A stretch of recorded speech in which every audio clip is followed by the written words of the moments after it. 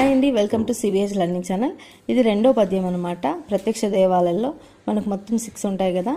జనని జనకుండు అనే పోయం అనమాట. ఇక్కడ మనకు ఈ మీనింగ్స్ అడిగే ఛాన్సెస్ ఉంటుంది. ఏదో ఒకటైతే అడుగుతారు. జనని అంటే తల్లి, జనకుడు అంటే తండ్రి, సద్గురుడు అంటే మంచి గురువు, ఎవరున్ అంటే ఐదుగురు, వాంఛ అంటే కోరిక, వసుధ అంటే భూమి, గృహస్థుడు అంటే ఇంటి యజమాని అనమాట.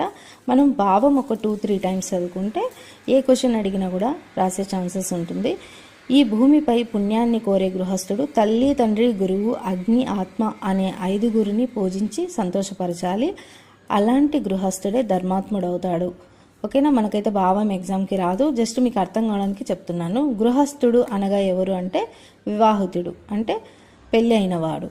గృహస్థుడు ఎవరిని పూజించాలి అంటే తల్లి, తండ్రి, గురువు, అగ్ని, ఆత్మ, ఈ ఐదుగురిని. ఐదుగురు అనడానికి బదులుగా ఏ పదం మన పద్యంలో ఉపయోగించారు? ఏ పదము? నీయెవరును అనే పదం అన్నమాట.